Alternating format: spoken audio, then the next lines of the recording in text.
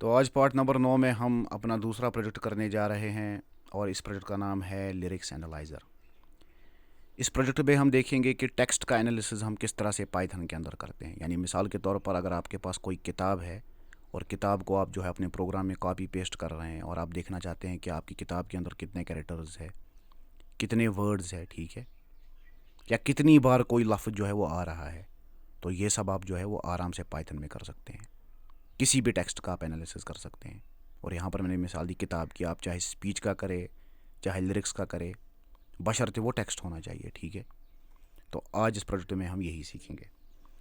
तो सबसे पहले यहाँ पर हम एक सिंपल सी एग्जांपल से स्टार्ट करते हैं। मान लीजिए मेरे पास टेक्स्ट है, ठीक है। टेक्स्ट मैंने एक वेरिएबल सेट कर दिया और टेक्स्ट हमारा एक वेरिएबल है और इसमें मैं टेक्स्ट को लिखूँगा। जाहिर सी बात है कि मैं इसका नाम टेक्स्ट रख रहा हूँ, तो यहाँ पर मैं अपना नाम लिख रहा हूँ, ठीक है। और आप देख सकते हैं कि यहाँ पर एरर आ रहा है, ये जो है ये रेड लाइन दिखा रहा है। तो चलिए इसको प्रिंट करते हैं। अपने वेरिएबल को प्रिंट कैसे करते हैं, पैरेंथेसिस में जो है हम वेरिएबल का नाम लिखेंगे। याद है ना प्रिंट कैसे करते हैं।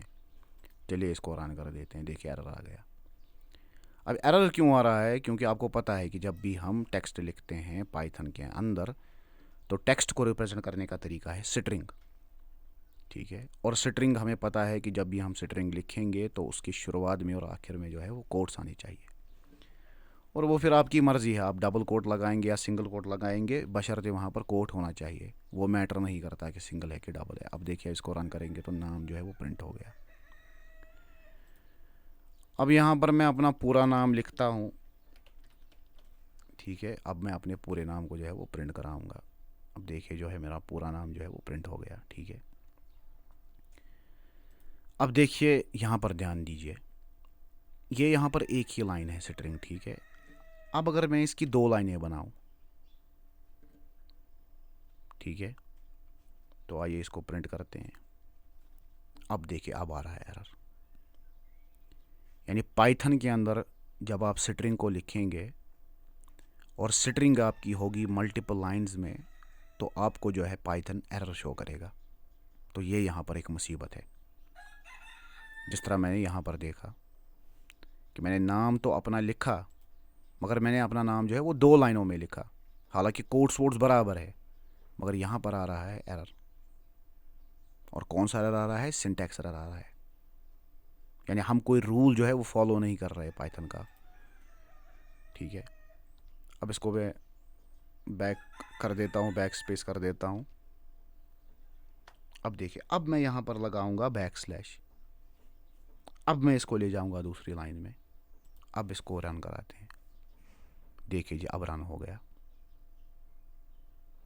मगर रन कैसे हुआ कि यहाँ पर जो है वो स्पेस नहीं आ रहा है, ठीक है। अब मान लीजिए यहाँ पर आपके पास कोई बहुत बड़ा टेक्स्ट होगा। चलिए मिसाल के तौर पर इसको हम रब कर देते हैं फ़िलहाल। अब मान लीजिए मेरे पास यहाँ पर ये एक स्पीच है, ठीक है, गेटिसबर्ग एड्रेस के नाम से। इसको मैं कॉपी कर देता हूँ। ये जी कॉपी हो गया। तो इसको मैं कॉपी कर देता हूँ, ठीक है।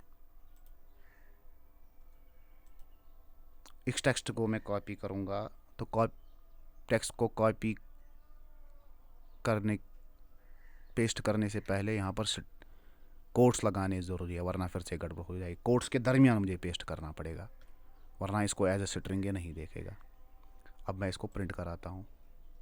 यहाँ भी एरर आ गया। क्यों एरर आ गया, क्योंकि आप देख सकते हैं कि यहाँ पर मल्टीपल लाइंस है। देखिए ये साथ साथ ये एक ही लाइन है यहाँ से लेकर यहाँ तक, मगर यहाँ पर जहाँ पर एंटर हो गया यानी न्यू लाइन स्टार्ट हो गई, तो अब जो है वो एरर शो कर रहा है।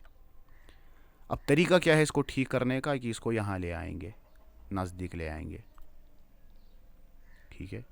अब देखिए इसको हमने एक ही लाइन बना दिया। अब इसको प्रिंट करते हैं। देखिए आराम से ये प्रिंट हो गया।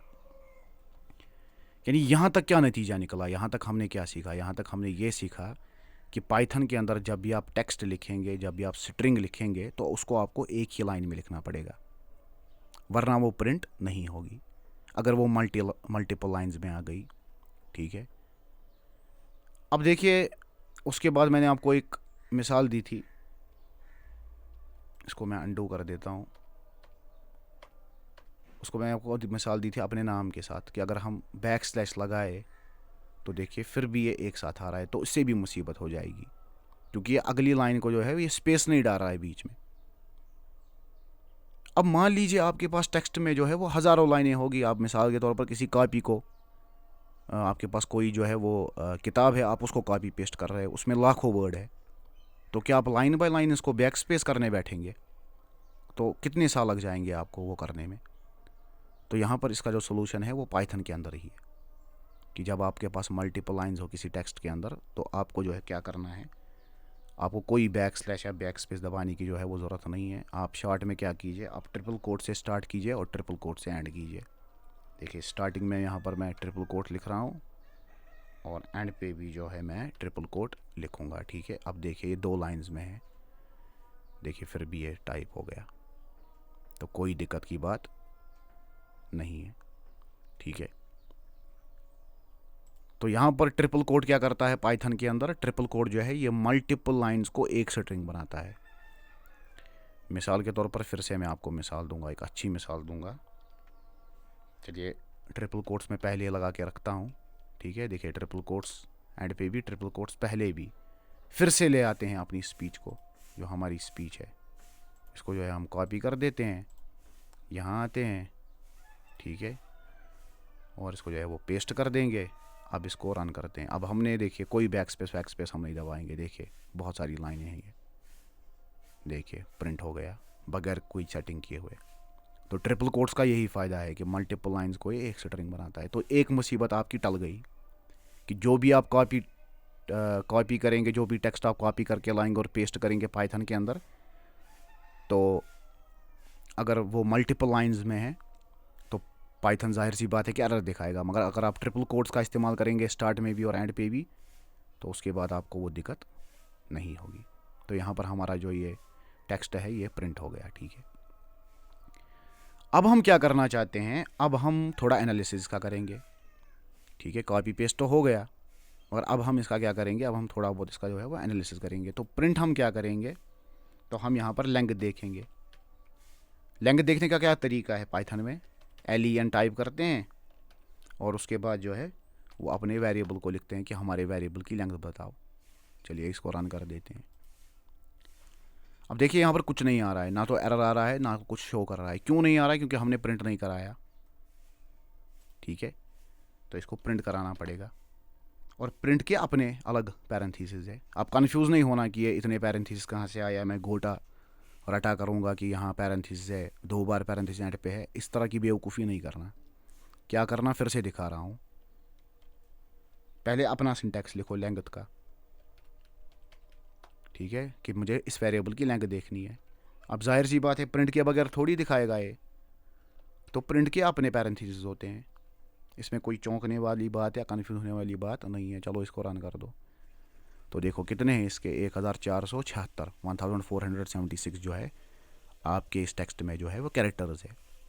अब आप क्या रहे होंगे ये कैरेक्टर्स क्या भला है, तो देखिए मैं आपको समझाता हूँ।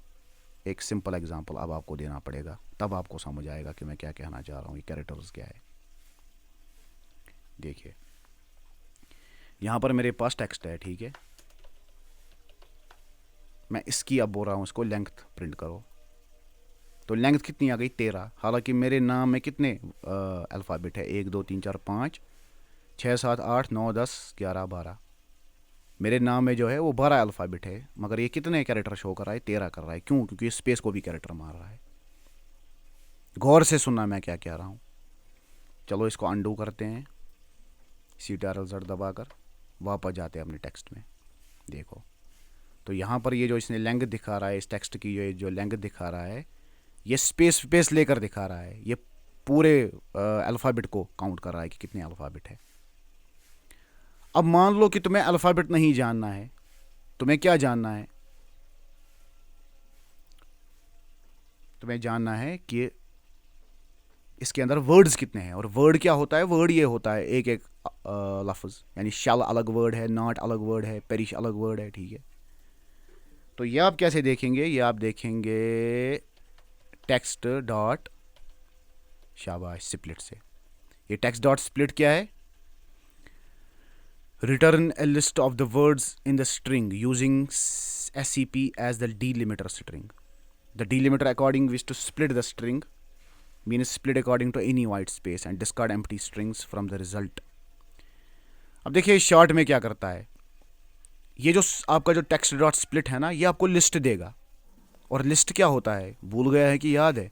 जब हमने पाइथन में लिस्ट पढ़ा था तो लिस्ट क्या होता है, देखिए ये हमारा लिस्ट है। लिस्ट के अंदर हम आइटम्स को रखते हैं, स्क्वायर ब्रैकेट से स्टार्ट करते हैं, स्क्वायर ब्रैकेट पे ख़त्म करते हैं, और लिस्ट के अंदर हमारे आइटम्स रहते हैं जिनके बीच में हम कामा डालते हैं, और इन आइटम्स का ऑर्डर होता है।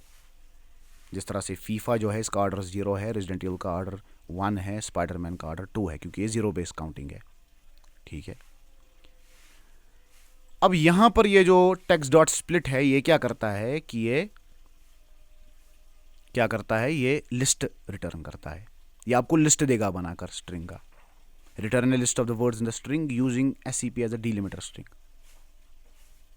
ठीक है, और क्या करेगा, split according to any white space and discard empty strings from the result. तो ये क्या करेगा, ये स्पेस को नहीं गिनेगा।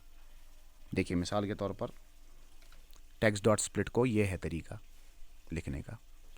अब जाहिर सी बात है कि टेक्स्ट डॉट स्प्लिट अगर आप रन करेंगे तो क्या एरर आएगा, देखिए नहीं एरर आ रहा है, क्योंकि ये कमांड ठीक है, मगर ये दिखा भी कुछ नहीं रहा है। कैसे दिखाएगा जब आपने प्रिंट ही नहीं किया?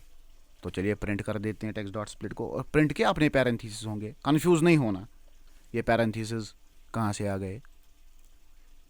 देखिए जी क्या बनाए, देखिए स्क्वायर ब्रैकेट से स्टार्ट कर रहा है, गौर से देखिए, ये लिस्ट है। लिस्ट कैसे स्टार्ट होता है, स्क्वायर ब्रैकेट से। देखिए इसने लिस्ट बनाया, और लिस्ट बनाते वक्त इसने क्या किया कि इसने स्पेसेस को जो है वो इग्नोर किया और एक लिस्ट आपको तैयार करके दिया। अब इस लिस्ट की आपको लेंथ देखनी है, तो लेंथ कैसे देखोगे, शाबाश। अब यहां पर जो है प्रिंट के अंदर जो है यहां पर इसको बताओगे कि मुझे इसकी लेंथ बताओ।